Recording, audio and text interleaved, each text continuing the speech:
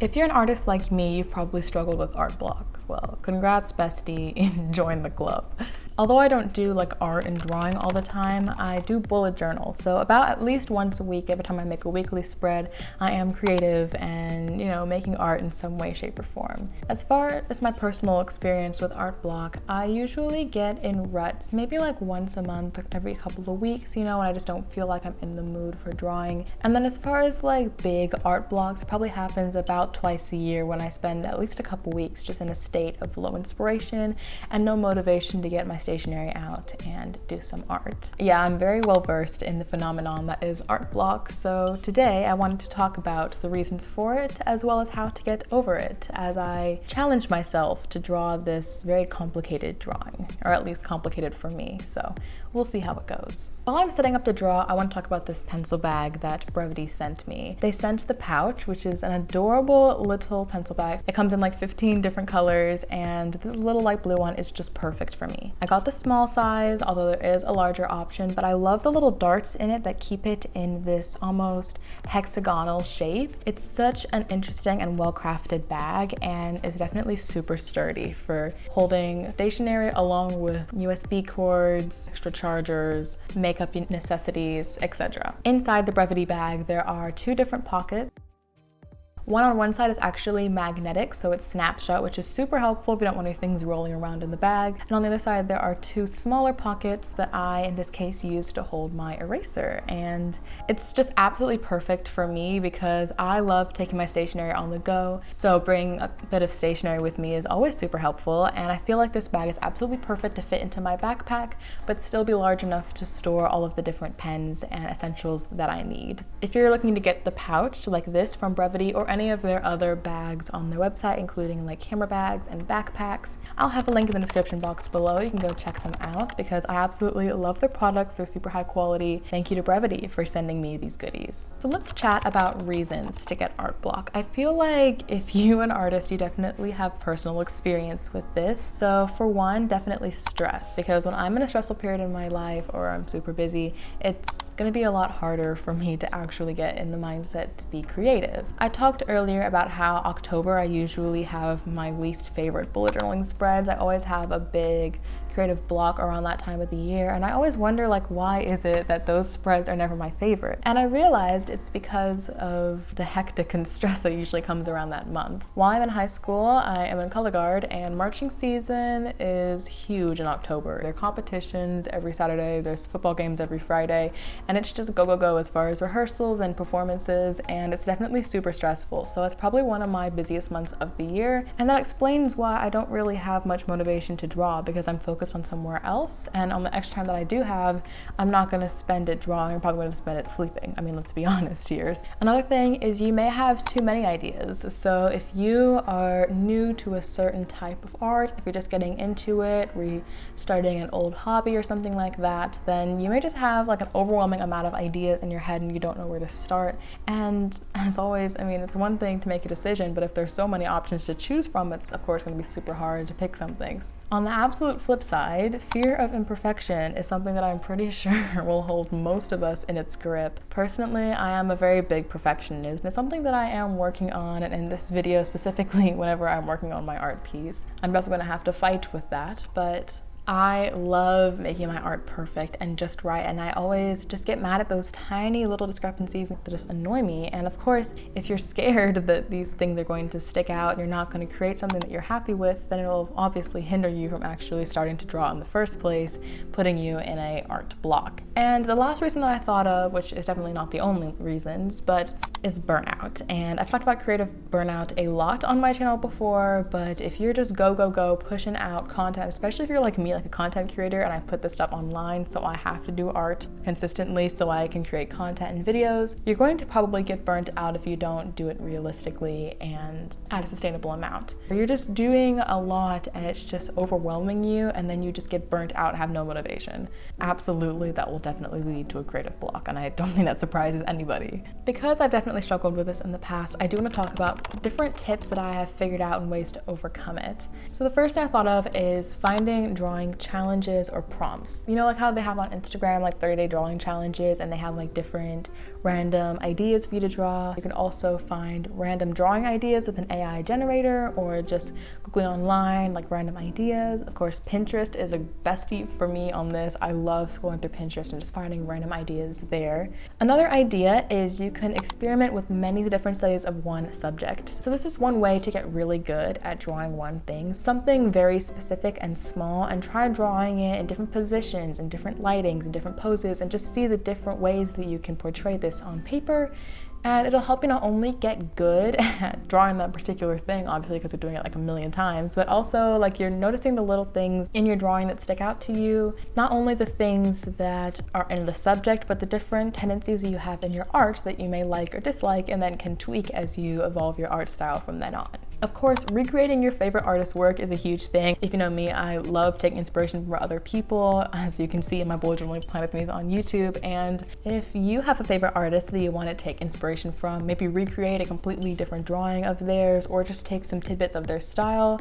Personally, I've actually been very flattered to have some people tag me on Instagram with different recreations of my bullet journaling spreads. So don't feel bad at all about recreating someone's art, because it's an honor, and it also will help you get past your art block because you're finding different things that you like and just experimenting with different styles. One challenge that I love to do for myself whenever I'm feeling just a little unmotivated to draw is playing with colors. You can try using only primary colors, or using only monochrome colors, like different shades and tones of the same hue. Or you can do all black and white drawing. If you're a digital art girly, there are these videos that have of course gone viral on TikTok of people completely changing all the colors on their iPad to black and white, and then doing the drawing there and then flipping it back to color and seeing what kind of crazy drawing it comes up with, because you don't even know what colors you're using as you like color in the picture and everything. Or you could just do no color at all, play with line art, play with different types of cross-hatching and shading, and seeing the different ways that you can create a likeness of something even though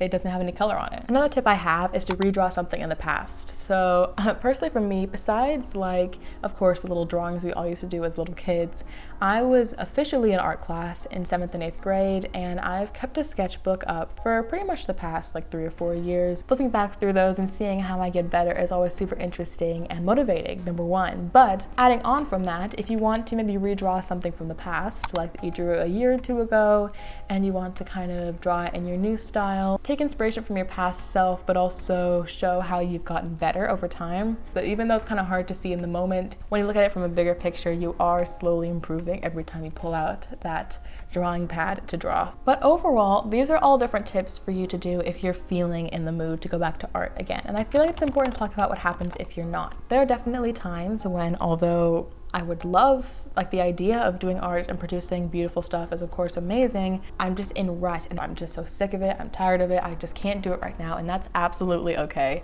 I feel like it's super important to take a break when you're in times like that, a couple days, maybe a couple weeks, and just step away from the hobby for a little bit and focus your attention on something else, and come back to it a little later and see if you're in the mood to try it again. Don't feel like you're in the mood to draw, then definitely don't force yourself to do something that you're not inspired to do, because it will just dig you deeper into that hole. Just appreciate the ebbs and flows of the creative process, because there are definitely times when it does not feel like a good idea to pull out that drawing pad, and that's absolutely okay.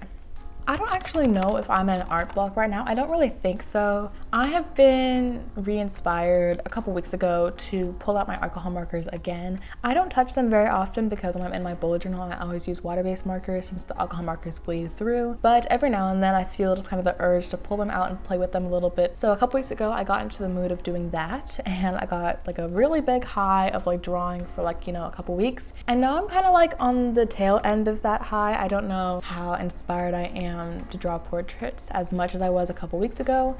Although, if you haven't watched my March plan with me, which I will link in the description box below, I used alcohol markers on sticker paper to create my cover page and everything, so that was definitely interesting. All that to say, I don't think I'm in a creative block right now, but there are definitely days when I just do not feel the inspiration. I am just stepping away, I just don't feel like doing art. There are times too when it's not that I don't want to draw, but I'm looking back on the stuff that I've created and I absolutely despise what I create. And I feel like this is something we need to talk about, because hating your art is absolutely absolutely normal, and I feel like everyone does. So for example, let me pull out my bullet journal and I'll show you guys my February spreads. So here is my February cover page, and I did this watercolor theme with like cupids and everything.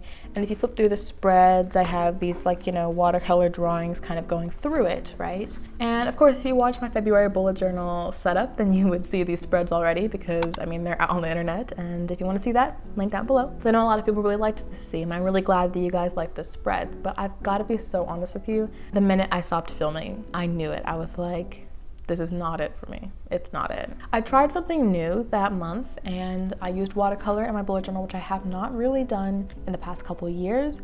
And definitely experimenting with things, you're always taking a risk to see if you like it or not. In this case, I liked the concept, but the drawings in here I felt were just kind of meh. And especially the calendar page over here, I felt like everything was just kind of placed. It didn't feel like a cohesive spread. It felt really awkward. And as you'll see, I started with a cute weekly spread.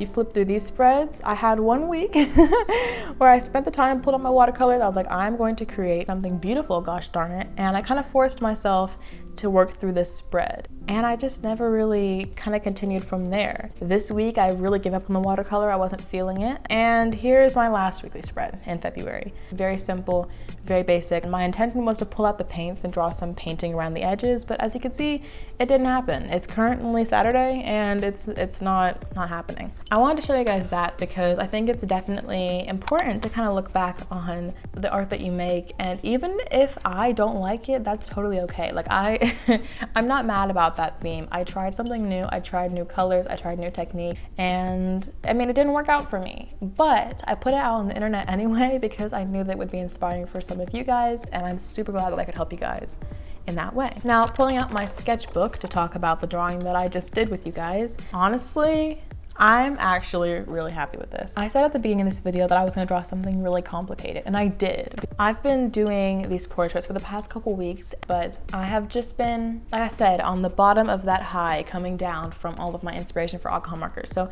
I didn't know how pulling out my sketchbook today and filming my process was going to make me feel, if I was really going to be into the drawing, you know. I definitely tried a lot of new techniques in this drawing. She has very dark skin with very dark hair, and it was really hard to find the contrast between these two. While blending out her cheeks, there was definitely an ugly stage in the painting where it was just way too streaky, and it looked like they were just like blocks of color under her cheeks, and I could not figure out how to get rid of that. So it definitely took a lot of layering to get it to a point where she looks smooth, but you can still see the shadows. And I don't mind a little bit of marker streaking if you can still see through it. Another thing is the purple eyeshadow and the purple glasses. I have never done makeup on a drawing, especially not someone with so dark a skin tone as this. It's kind of hard to make the colors show up. And also the glasses. I usually don't even color in the glass and the glasses, and in this case, not only do I do that, I did it in purple. So it was definitely a struggle trying to find a balance of making a transparent color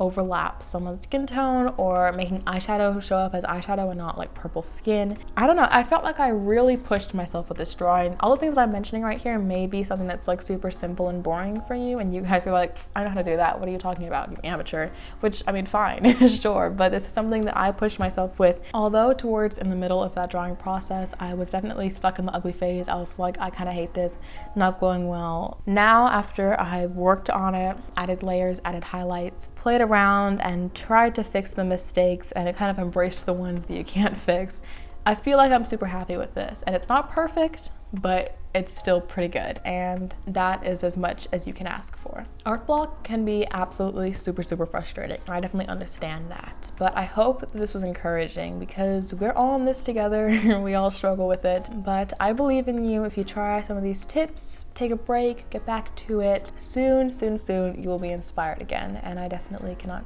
wait to see what you all create. A reminder to check out Brevity's pencil bags. This is the pouch on their website, along with all of their other amazing products. I'll have a link in the description for you to go check it out. Subscribe if you want to see more videos like this. I post bullet journaling and productivity content every week. I am sending you guys so much love. Hope you have the most amazing week. And if you want to check out my March bullet journal plan with me, where I used alcohol markers in my bullet journal, check out this video right here on the screen.